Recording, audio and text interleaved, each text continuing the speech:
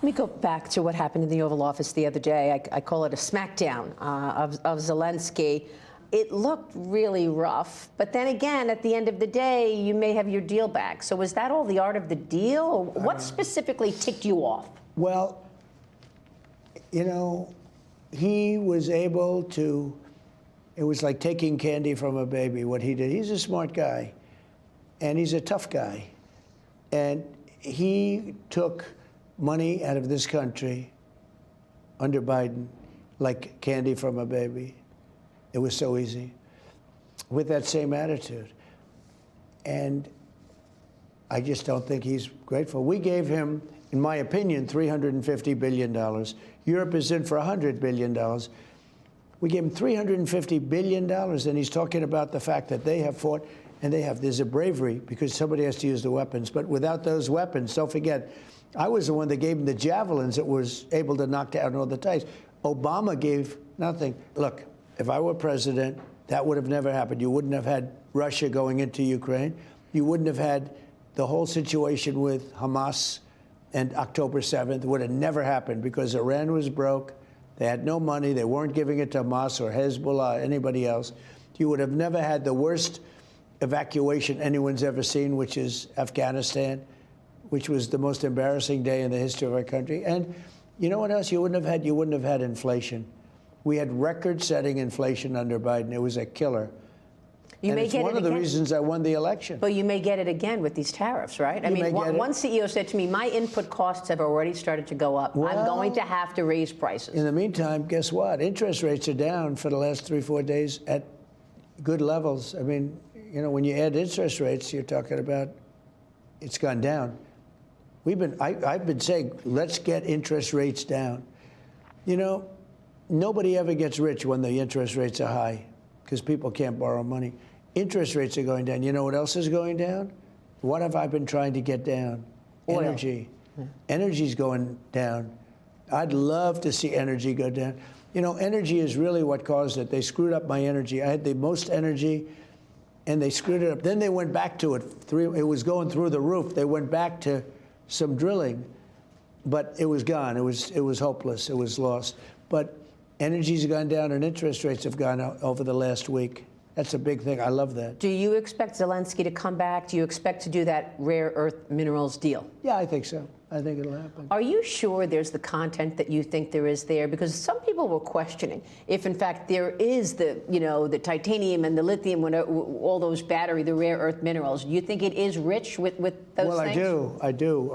I mean, I've had it checked. I've had it checked by the best. It's very valuable. But with all that being said, Biden should have never put up $350 billion. He should have equalized with Europe. All he had to do is say, you got to stay even with us. They're in for 100. We're in for 350. How does that? And we have an ocean in between us, right? We're not in the danger that they are. They are in much greater danger, if you call it danger.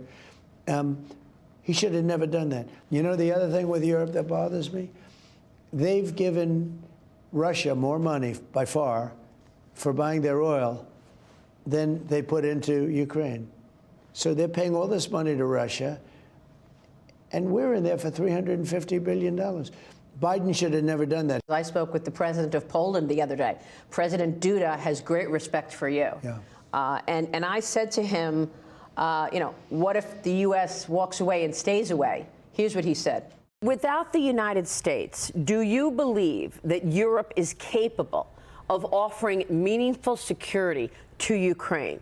I would like to believe it, but experience to date shows that this has not been the case. The entire history so far of the last 3 years of the war shows that without American support, Ukraine will not survive. Are you comfortable with that? The fact that you walked away and Ukraine may not survive? Well, it may not survive anyway, but, you know, we have some weaknesses with Russia. You know, it takes two. Look, it was not going to happen, that war, and it happened. So now we're stuck with this mess. Think of what he stuck me with. Open borders where we have 21 million people came into our country, many of whom should not be here. Many are criminals. Many are criminals. Many murderers, drug dealers, drug lords. We got that. We have the whole mess with Israel on October 7th. We have all of the ramifications from the worst and dumbest withdrawal in history. Both Ukraine and Israel were both attacked by aggressors. Is America treating both countries similarly? Are they treating the aggressors similarly? I think so. Look, they're very Are you different. favoring one over the other? They're very different places, okay? Very, very different. You're talking about different levels of power. You're talking about different parts of the world. The Middle East has been under attack forever. It's been, you look, when wasn't it under attack? And then we came along and did the Abraham Accords, which was unheard of. Have you been as tough on Russia as you've been on Hamas? I mean, what do you want to say to Well, critics? I've been much tougher because I haven't done to Hamas. That's been Israel that has to do to Hamas. But Israel does tell me what's going on. I think I've been very tough to Russia. Tougher than anybody's ever been to Russia, if you think about it. First of all, we had the Russia hoax, which was a very bad thing. Could have led to a war. And that was started by Schiff and all these lowlifes. I know. They're total lowlifes. And it was a fake deal, the 51 intelligence agencies. It was, I took all their passes away. They can't participate anymore. These guys know it came from Hunter Biden's laptop from hell, which came from his bathroom and or his bedroom, okay? Not a pretty sight. But this was a Hunter Biden thing. They said it was from Russia. No, I've been very tough. Remember this, I'm the one that stopped the Russian pipeline, Nord Stream 2. I stopped it. Biden came in and he approved it. I'm the one that put sanctions on Russia. I'm the one that gave the javelins against Russia. No, I've been very tough, but I got along well with Putin. And because I got along well, they say, he's so, nobody's ever been, Putin would be the first to say it. Nobody's been tougher than Trump. And Biden hasn't been tough. Biden's done nothing. He was a weak, pathetic man. So is there anything else you want to say to the critics who say you chose a side in the Ukraine-Russia story, and that's Russia? Because, you know, you called Zelensky a dictator and you had the fight. Nobody has been tougher on Russia than Donald Trump. Nobody. And they know that. They know that. Just look at the things I just told you. The pipeline, I stopped it. The biggest job they've ever done was the pipeline, Nord Stream 2. Nobody ever heard of it until I came along. They were building it happily. They were going to supply Germany and everybody else all over Europe. And what did I do? I stopped it. The biggest economic job they've ever had, I stopped it. Biden got in. On the second day, he approved it. He said, let it go forward. It was totally stopped. Just that one thing alone tells you everything. No, I was tough. At the same time, I got along with Putin. I got along with Kim Jong-un. I got along with President Xi. But nobody was tougher, like on China, than I was. And then there are reports now that Russia says it will help the United States negotiate a nuclear deal with Iran. What kind of a deal with Iran do you want to do? You said they cannot have a nuclear weapon. Yeah. Well, there are two ways Iran can be handled, militarily or you make a deal. I would prefer to make a deal, because I'm not looking to hurt Iran. They're great people. I know so many Iranians from this country. Well, not the leadership. No, not the leadership. The people. They're very evil people. No, but the people of Iran are great people. But they had a tough regime, and they'd meet and they'd be shot in the streets. I mean, it was a tough deal. But I would rather negotiate a deal. I'm not sure that everybody agrees with me, but we can make a deal that would be just as good as if you won militarily. But the time is happening now. The time is coming up. Something's going to happen one way or the other.